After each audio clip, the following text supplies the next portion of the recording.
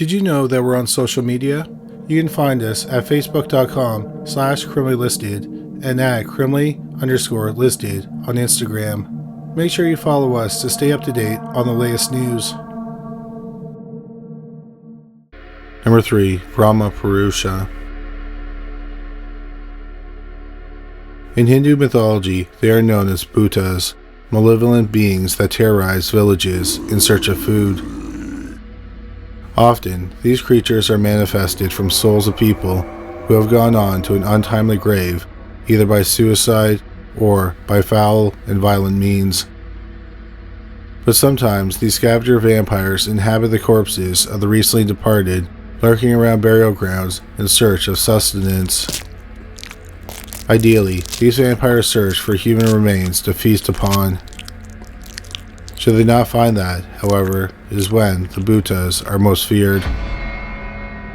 Because hungry bhutas also have the ability to decimate crop farms, eviscerate livestock, and bestow disease upon the children of villages. These creatures are so feared by Indians that they have created temples for them, places to honor the bhuta and leave food for them in the hopes of satisfying their never-ending hunger. But some bhutas can be strictly demonic in origin and cannot be appeased, as is the case with the Brahmaparusha of northern India. Like other vampires of lore, the Brahmaparusha has a thirst for blood, but also a taste for skulls, brains, and the lower intestines of its victims. They are said to hide in forests, taking the form of an owl. Coming upon a lost traveler, the creature will emit various forms of light, hopeful to lure a wayward soul into thinking they found the right direction. Then this owl shapeshifts into a demon-like creature, colored green or yellow with vertical slits for eyes. And these eyes are said to hypnotize their victim into a false sense of security. Bewitching its victims instead of attacking them first is an important part of the Brahmaparusha's morbid ritual, because it also likes to keep its victims alive as long as possible. Once under its spell, the creature punctures a hole in the person's head and proceeds to drain their blood into a ceremonial skull chalice. As the victim stands there, stupefied, the vampire drinks from the chalice as it encircles the person who is paralyzed and unable to move. After its thirst is quenched, this Night Stalker rips the skin from the head and carefully gnaws into the person's skull to widen the blood drainage hole. This is so it can reach its snaking black tongue into the victim's skull and scoop out their brains a little bit at a time. All the while, the person is powerless to stop the creature. After consuming the brain, morsel by morsel, till they are barely hanging on to life, the vampire slices open the stomach with its razor-sharp talons, allowing the intestines to spill out, pulling out the remains of the viscera by hand, and wrapping the intestines around its head like a turban, before it launches into a macabre dance of celebration around the corpse. Number 2. The Vampire Cat. Vampires can traditionally shapeshift into many animal forms. Bats, of course, come to mind, the same with wolves and insects. But few tales tell of a vampire that comes in the form of a cat. This tale comes from feudal Japan around 1600, but it was first recounted in the 1871 book Tales of Old Japan by Algernon Freeman Mitford. It centers on the Prince of Hizen from the wealthy and powerful Nabashiba clan during the Edo period. The young prince, as princes tend to do, had his sights set on a beautiful woman whom he wanted to make his princess. The courtship between the prince and the woman, named Otoya, went well, until a bout of feline jealousy. As the story goes, Otoya and the prince were walking the grounds of his family's estate when they began to be followed by a large cat. Unbeknownst to the couple, the kitty followed them back to the estate, and it sat in the shadows, watching as the man and the woman went their separate ways for the evening.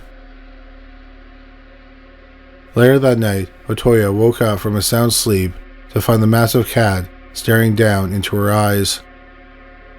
Before she could scream, the cat ripped at her throat, drank her blood, and then dragged her corpse outside to a shallow grave.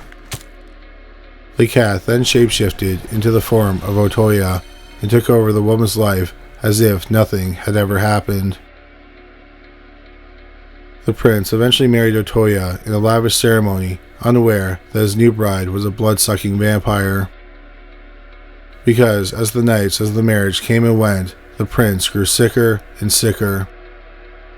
The family's many doctors couldn't figure out what was wrong with him. All they knew was that he was growing weaker and paler with each passing day.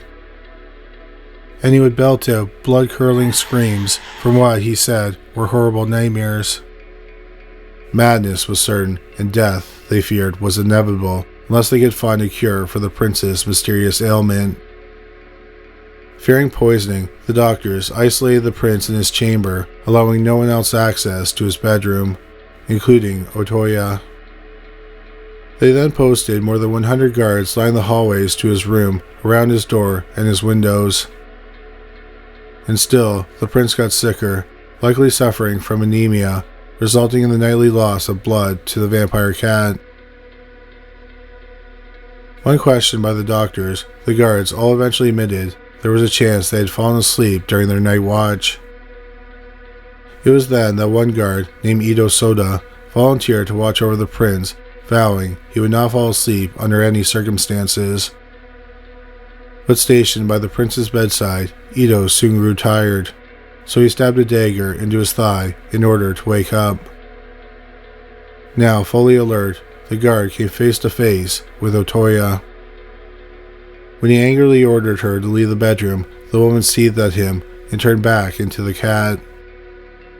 The feline attacked Ito, who was able to fend it off with his dagger, before it escaped out an open window and bolted off into the hills beyond the estate.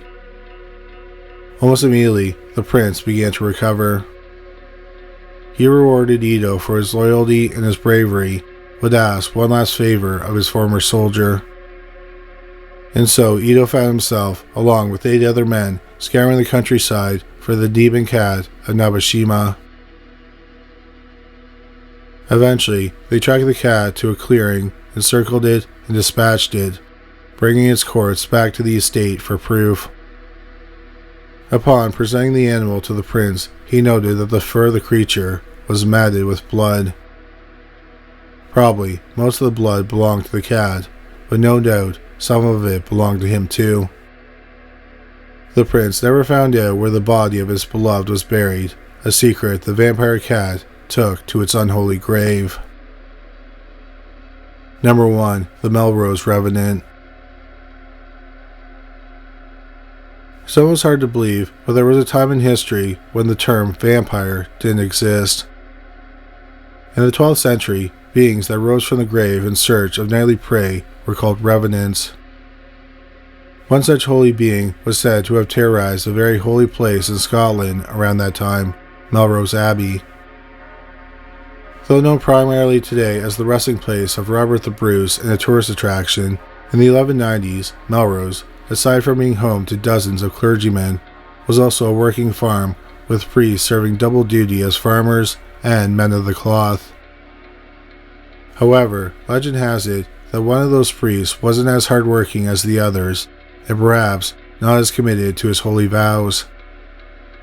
The story of this particular priest was chronicled in the book The History of English Affairs by William Parvis. Today, historians cite William's meticulous work as a primary source for learning about medieval times. So his passages regarding reverence are, by some, considered honest and straightforward, if second-hand accounts. But back to the rogue priest. While his brethren were toiling on the grounds around the abbey, he decided back-breaking farm work wasn't for him, and elected instead to go off hunting on horseback, with his hunting dogs tailing after him. This shirking of his duties didn't set well with the other clergymen. They dismissively called him the dog priest, because they said he seemed to like the company of dogs more than the company of the good Lord. What happened to the dog priest while he was gone all day hunting was never known. There were rumors that he met up with a local woman and had a vow-breaking affair. What is known about the man is that he eventually died at a relatively young age. Duty-bound to honor his passing, the other priests buried their brother on the grounds of the abbey, and that's when the problems began. For many nights after the funeral, the clergy in the abbey reported being hounded by the man's reanimated corpse, which would, they said, arise from his grave each night and try to enter the church, only to find he was unable to access such a sacred and holy place in his decidedly unholy form. Undaunted, however, the late priest soon arrived on the doorstep of the woman whom he had an affair with. The corpse was, William writes, groaning and murmuring in an alarming fashion. Terrified by the image of her dead lover pounding on her cabin door, she had no choice but to go to the abbey and beg for the help of the clergy there. Opening the man's crypt during daylight hours revealed the dead man rotting in his tomb. But reports by other priests seeing the dead man alive and the testimony of the terrified woman convinced one of the older priests of the abbey that something had to be done to make sure. He hired a few local men to stand guard with him over the grave of his dead brother. But as the sun set and the night got colder, the men decided no amount of money was worth catching pneumonia for. So they retreated to the nearby lodge to warm themselves by the fire, leaving the old priest alone with only a battle axe for protection. As the hours went by, the priest was beginning to lose faith. However, after the abbey bell struck midnight, the dog priest's corpse emerged from his crypt. The old priest was frozen with fear, people would tell William the Chronicler, until he uttered a prayer to God Almighty, which gave him the strength to confront the cursed corpse. As William writes, as the horrible creature rushed at him with the most hideous yell, the senior priest firmly stood his ground, dealing a terrible blow with a battle axe. The axe strike caused the Reverend to groan aloud with a terrible, hollow noise before it retreated back into its tomb. The tomb, said the priest later, seemed to open and seal back up by itself. Upon returning to the cemetery, the young man listened to the priest's story with disbelief. When the sun eventually rose, they opened the tomb to see for themselves this unnatural marvel. They were shocked to find the dog priest's corpse had a massive gash in the middle of his chest, and the inside of the man's coffin was pooled with a dark, almost black, blood. Further, the man didn't appear to be dead. He appeared to be sleeping. The men, now utter believers, carried the man's living cadaver outside the abbey's grounds and put a torch to it, burning it to ash. William writes that none of the men went home until the man's very last ash was scattered into the wind, making sure this time he was indeed dead.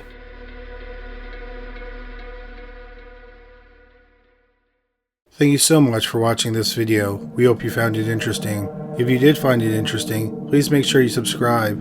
We'll have a new video about the paranormal every week. If you just discovered this channel, please make sure you check out our other channel, Criminally Listed. We have over 325 videos featuring bizarre but true crime stories. You can find it at youtube.com/criminallylisted.